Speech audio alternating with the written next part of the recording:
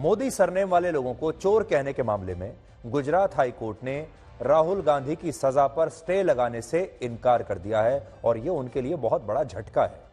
Gujarat high court ने अपने फैसले में आज 4 बड़ी बातें कही हैं।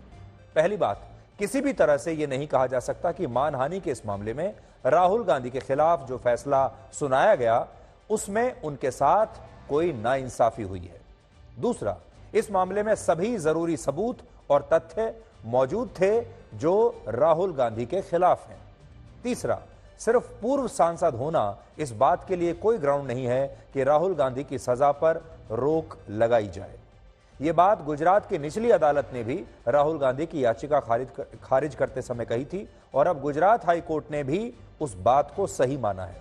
और चौथी बात, राहुल गांधी के खिलाफ जो अन्य आपराधिक मामले दर्ज हैं, गुजरात हाई कोर्ट ने उन्हें भी महत्वपूर्ण माना है क्योंकि राहुल गांधी इससे पहले भी कई बार ऐसे बयान दे चुके हैं जिनमें उनके खिलाफ आपराधिक मानहानि के मुकदमे दर्ज कराए गए हैं। इसलिए यह देखना भी महत्वपूर्ण है कि राहुल गांधी के खिलाफ इसी प्रकार के और भी कई मुकदमे, कई मामले चल रहे हैं। इस बात को नजरअंदाज नहीं किया जा सकता। भारत का the representation of the people act कहता है कि अगर किसी सांसद को किसी आपराधिक मामले में दोषी पाया जाता है और उसे 2 साल या उससे ज्यादा की सजा होती है तो वो जनप्रतिनिधि अपनी सजा पूरा होने के बाद 6 साल तक कोई चुनाव नहीं लड़ सकता। इस हिसाब से अगर सुप्रीम कोर्ट से भी राहुल गांधी को राहत नहीं मिली तो वो न सिर्फ 2024 के लोकसभा चुनाव के लिए अयोग्य हो जाएंगे बल्कि वो 2029 का लोकसभा चुनाव भी लड़ नहीं पाएंगे और राजनीति से उनका ये वनवास जो है ये 8 साल का हो सकता है। यानी वो 8 साल के राजनीतिक वनवास पर निकल जाएंगे, चले जाएंगे। इसके अलावा बहुत सारे लोगों को ऐसा लग रहा है कि गुजरात हाई कोर्ट ने आज जो फैसला सुनाया है उसके बाद राहुल गांधी को जेल भी जाना पड़ सकता है, जबकि ऐसा नहीं है। गुजरात की निचली अदालत ने राहुल गांधी को तब तक के लिए जमानत दी हुई है जब तक कि वो इस मामले में अपनी सारी लाइफ लाइन्स इस्तेमाल नहीं कर लेते। इसलिए आज के फैसले के बाद भी राहुल गांधी के पास सुप्रीम कोर्ट जाने का विकल्प है और तब तक उन्हें जेल नहीं जाना होगा। राहुल गांधी इस समय 53 वर्ष के हैं, 53 ईयर्स, और अगर उन्हें सुप्रीम कोर्ट से राहत नहीं मिलती और 8 साल का वनवास अगर उनका हो जाता है राजनीति से तो वो 61 साल के जब होंगे उसके बाद ही चुनाव लड़ पाएंगे। तो सोच लीजिए, अब अगला मौका चुनाव लड़ने का लोकसभा का राहुल गांधी के पास तब आएगा जब वो 61 वर्ष के हो चुके होंगे।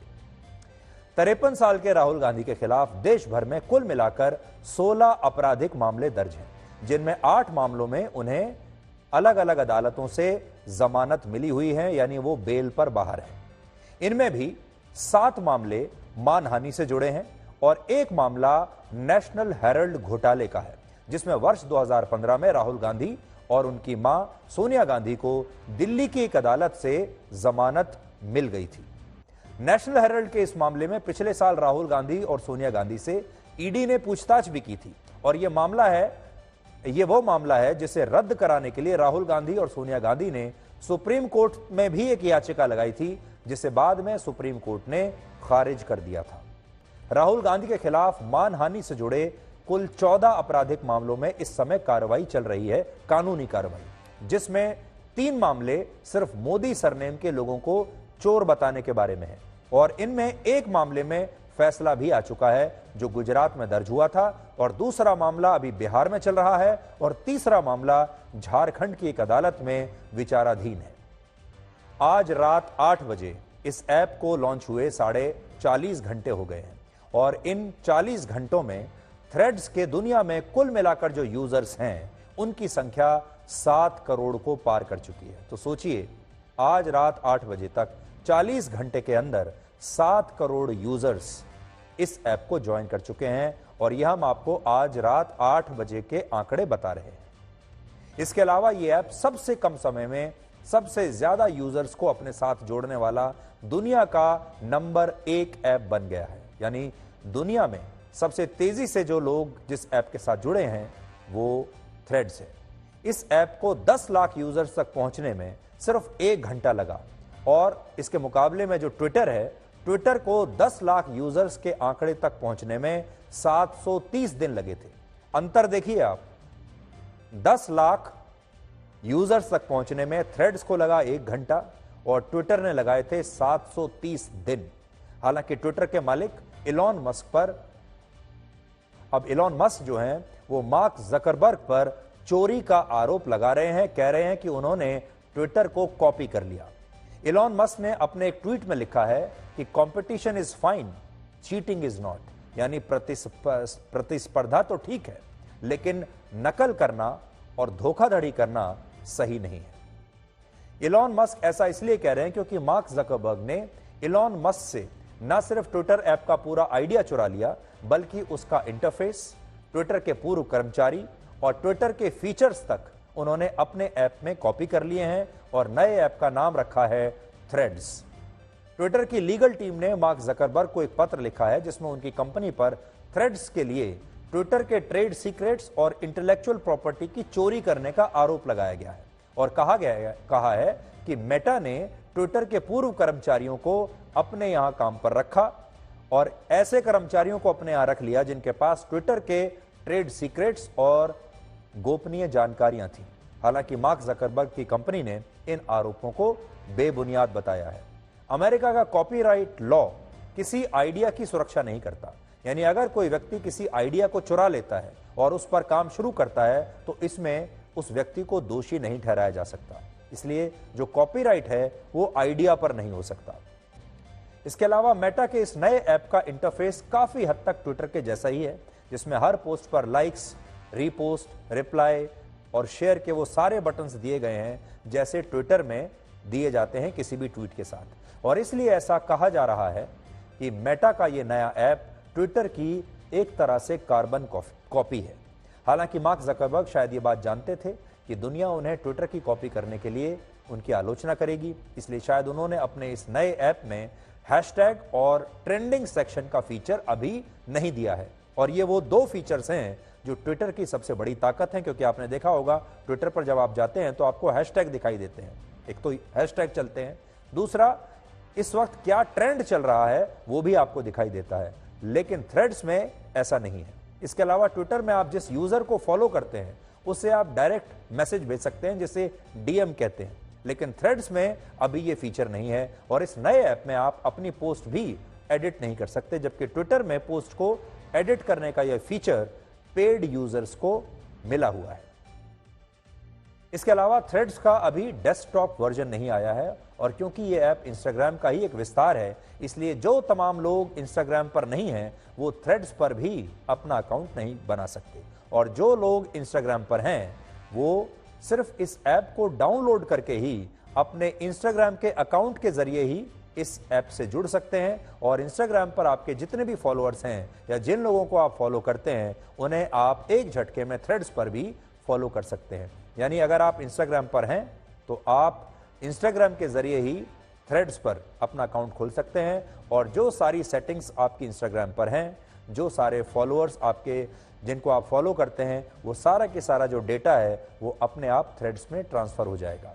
इस एल्गोरिथम की वजह से ही थ्रेड्स पर कुछ ही घंटों में रिजर्व बैंक ऑफ इंडिया ने सभी बैंकों को एक सर्कुलर जारी किया है जिसके तहत ऐसे ग्राहक जो क्रेडिट कार्ड का इस्तेमाल करते हैं या बैंकों से नया क्रेडिट कार्ड लेना चाहते हैं उन्हें 1 अक्टूबर से अपनी मर्जी का कार्ड नेटवर्क चुनने और फिर अपने पुराने क्रेडिट कार्ड के कार्ड नेटवर्क को पोर्ट करने की सुविधा दी जाएगी।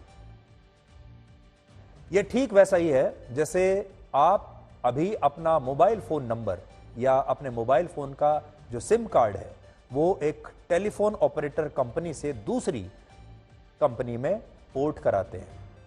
एक टेलीफोन कंपनी, अगर आपके पास किसी एक कंपनी का सिम कार्ड है और आपको उसकी सर्विस अच्छी नहीं लग रही तो आज आप किसी दूसरी टेलीकॉम कंपनी में उसी कार्ड को, उसी नंबर को पोर्ट करा सकते हैं। भारत में इस समय 5 कार्ड नेटवर्क मौजूद हैं जिसे आप इस तरह से देख सकते हैं: visa card, master card, RuPay, American express और डाइनर्स क्लब। ये 5 सेवाएं, 5 तरह के क्रेडिट कार्ड वाली कंपनियां आपके पास हैं। आपने किसी भी बैंक से क्रेडिट कार्ड लिया हो लेकिन उस कार्ड के ऊपर बैंक के साथ इन कार्ड नेटवर्क कंपनियों का ही नाम लिखा होता है। हालांकि हमारे देश में बहुत सारे लोग बैंक से क्रेडिट कार्ड लेते हुए कभी भी इसके बारे में ज्यादा पूछताछ नहीं करते। एक सर्वे के मुताबिक भारत के 68% ग्राहकों का पहला और आखिरी सवाल सिर्फ यह होता है कि उन्हें बैंक क्रेडिट कार्ड देगा या नहीं देगा, और इसके अलावा वो बाकी बातों पर कभी ध्यान नहीं देते। जबकि आप किस कार्ड नेटवर्क का क्रेडिट कार्ड इस्तेमाल कर रहे हैं, यह बहुत महत्वपूर्ण होता है। क्रेडिट कार्ड का मतलब है कार्ड के रूप में बैंक से लिया गया उधार, और इस उधार के लिए ग्राहक एक निश्चित अवधि के बाद बैंकों को इस अमाउंट पर ब्याज देता है और ब्याज के साथ इस उधार को वापस करता है। इसके अलावा अगर कोई व्यक्ति बैंकों को क्रेडिट कार्ड का पैसा देने में जरा सी भी देर करता है तो ऐसे मामलों में लेट फी के साथ भारी भरकम ब्याज दर के साथ पैसा वापस लिया जाता है, और इससे बैंकों को तो फायदा होता ही है, साथ ही कार्ड नेटवर्क कंपनियों को भी बहुत फायदा होता है। लेकिन फिर भी बहुत सारे लोग क्रेडिट कार्ड लेते समय इस बात का ध्यान नहीं रखते। लेकिन आरबीआई के इस फैसले के लागू होने के बाद बैंकों को अब आपको यह विकल्प देना होगा और आपसे यह भी पूछना होगा कि आप वीजा, मास्टरकार्ड, रुपे या अमेरिकन एक्सप्रेस में से किस कंपनी का क्रेडिट कार्ड लेना चाहते हैं। और इस फैसले से दो बातें होंगी। पहला, इससे बैंक, कार्ड नेटवर्क कंपनीज और ग्राहकों के बीच एक पारदर्शिता यानी ट्रांसपेरेंसी आएगी, और आप क्रेडिट कार्ड लेते समय यह समझ पाएंगे कि किस कार्ड नेटवर्क कंपनी का कार्ड लेने में बैंक आपको ज्यादा फायदा है, बैंक को ज्यादा फायदा है या आपको ज्यादा फायदा है, और कौन कौन सी कंपनी आपको क्या क्या सुविधाएं दे रही है, ब्याज के दर क्या होंगे, फीचर्स क्या होंगे, सुविधाएं क्या होंगी। दूसरा, इससे ऐसी कार्ड नेटवर्क कंपनीज को भी फायदा होगा जिन्हें अभी बहुत कम मौका मिलता है, क्योंकि बैंक वाले आपको उनके बारे में बताते ही नहीं। जैसे फिलहाल ज्यादातर प्राइवेट बैंक्स वीजा, मास्टरकार्ड या फिर अमेरिकन एक्सप्रेस के क्रेडिट कार्ड्स ही आपको जारी करते हैं, और ये तीनों अमेरिका की कंपनियां हैं। लेकिन नियम बदलने से आप बैंकों से भारत का रुपे क्रेडिट कार्ड मांग सकेंगे, और अपने पुराने क्रेडिट कार्ड को भी आप किसी दूसरी कंपनी में पोर्ट करा सकेंगे।